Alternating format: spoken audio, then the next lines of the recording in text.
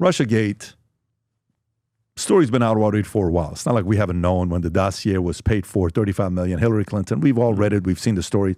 That's not news. Now, Tulsi Gabbard, who is running DNI, is coming out and saying, hey, here's what we're going to be doing. And they're going after Schiff. They're going after Hillary. Here's President Trump today, just 5 hours ago. Go ahead, Rob. I had to go through the Russia hoax.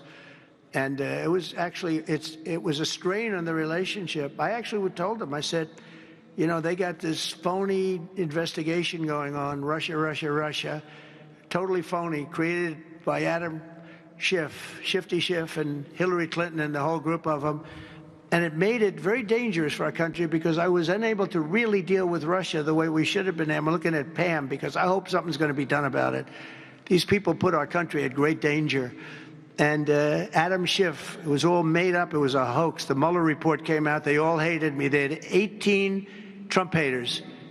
And they said I did nothing wrong. They couldn't believe, they couldn't find anything after years of investigation. It was all a hoax. It was a hoax created by the Democrats, but in particular Schiff and Crooked Hillary, the whole group. Let me pause right there. And so what do you think is going to happen here? You think, at this point, people know. Right? Obama knew all along. We got the reports that shows that Obama knew this was going on and he kind of looked the other way and he allowed it to happen. What level of accountability do you think will happen here? This is tricky. So unfortunately, we are dealing with an issue that will always have information that's confidential, that's classified. We're not ever going to know what they know. We're not going to know what's being leaked that isn't a controlled leak. We're not going to know what's real information versus what's spun information. So because we'll never know, it does two useful things for the current administration. First, it distracts us from whatever else we might be focusing on. And then second, it continues to drive this bipartisan divide, which is going to be very important going into the midterms. So there's lots of benefits from talking about something, even though you and I can't reasonably expect any significant outcome to come of it. The second thing it does is that it allows this question about whether or not a president, former or current, can be held accountable for their actions, for their words, for their conspiracies. And that's, to put a fine point on it, I don't think a president will ever be held accountable for what they did or didn't do right or wrong, because the office of the president is so representative of freedom around the world that to actually put a president behind bars, to hold them in contempt, would be something that basically says, hey, we're America, we made a mistake.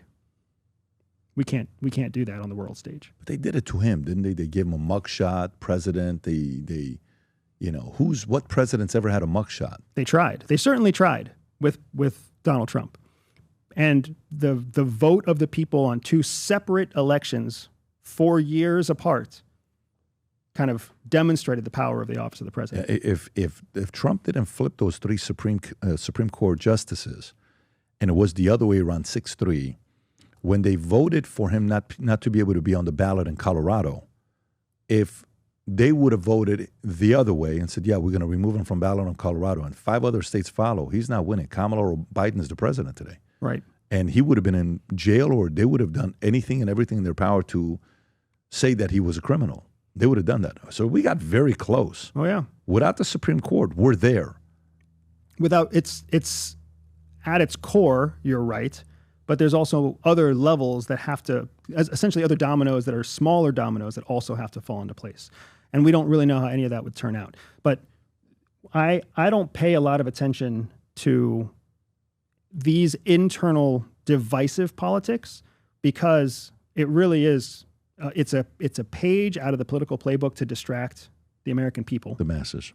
It's a tool to distract the masses. It's also a tool to distract your adversaries, because all of the Russian intelligence services that are watching open source collection from the United States, they're spending time and money wondering what's going to happen next, instead of collecting meaningful intelligence on what the true plans and intentions are of the United States in Mexico, with trade tariffs, with rare earth minerals, right? So we want to waste our enemies' time. We didn't invent this. We borrowed this skill from the USSR. The USSR literally had a playbook that said that they would let their politicians pontificate in multiple hour-long meetings because they knew that it would distract the Americans.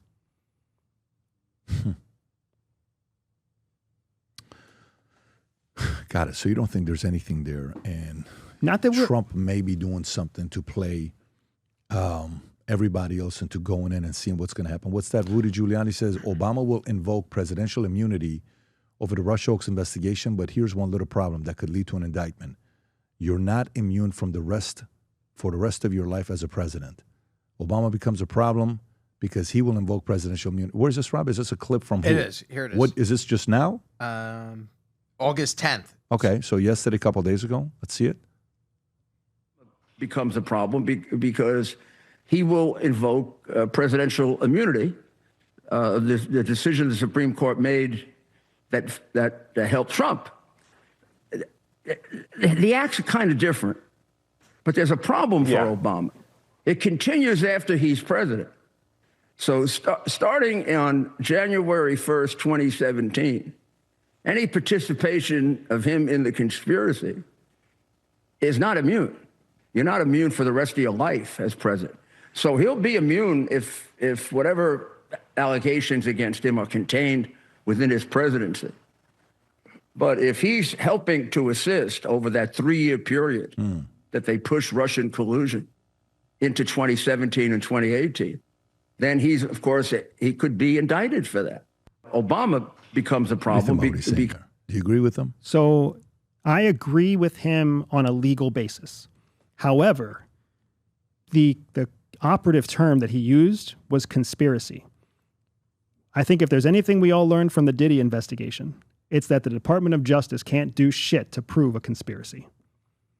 Because they couldn't pin conspiracy on Diddy. They failed to pin conspiracy on multiple players because it's very hard to prove conspiracy.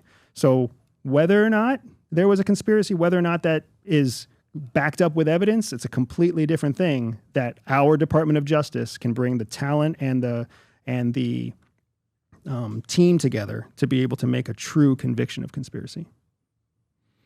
So you don't see much happening here. I see us getting distracted, man. Yeah. I see a lot of us being distracted. I see a lot of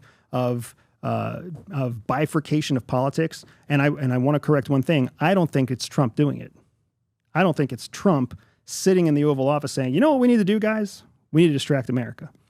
I think it's his PR department. I think it's the people who are trying to make sure that the Republicans are still in a good position for the midterms. I think there's all sorts of advisors who are like, we need to do something to get the eyes and ears and get all the clicks off of. But a strategic way of telling Trump to protect him, or because somebody else that's the establishment is telling the PR people to tell the president to say this because they want to distract others. Like, is it direct or indirect? It's direct. Oh, it's direct. So he knows that it's not a negative.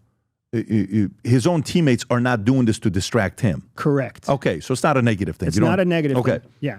It's just, and it's not a Trump trying to misinform the United States. Okay, so let me ask you this. As somebody that is in this world where you study deception and you know what's going on because you've been a part of it as a CIA officer, not been a part of it, but like you're in it and you're seeing what they're saying. You're like, no, that's bullshit. That's actually not what we're working on.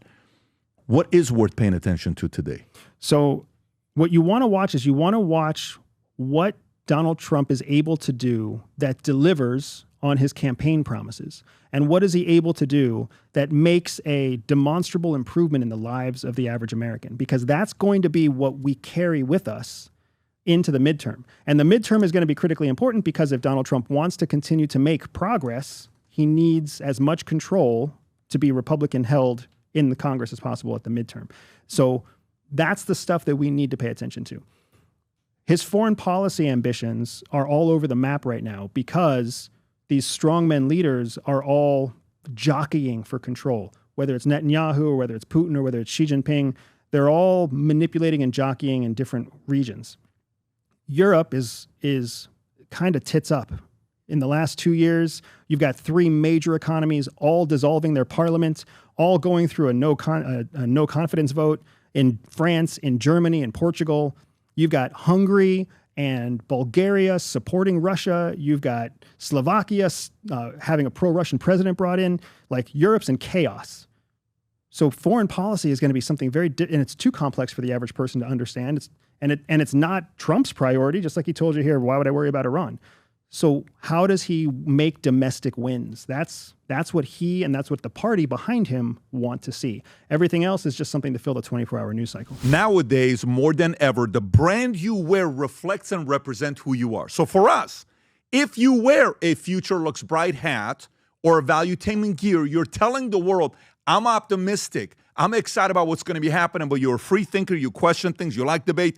And by the way, last year, 120,000 people got a piece of Future Looks Bright gear with Valuetainment.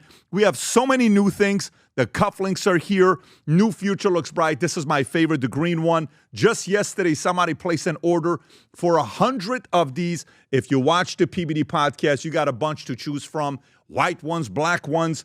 If you smoke cigars and you come to our cigar lounge, we have this high quality lighter cutter and a holder for the cigars. We got sweaters with the Valuetainment logo on it. We got mugs. We got a bunch of different things. But if you believe the future looks bright, if you follow our content and what we represent with Valuetainment, with PBD Podcast, go to vtmerch.com. And by the way, if you order right now, there's going to be a special VT gift inside just for you. So again, go to vtmerch.com, place your order, tell the world that you believe the future looks bright. If you enjoyed this video, you want to watch more videos like this, click here. And if you want to watch the entire podcast, click here.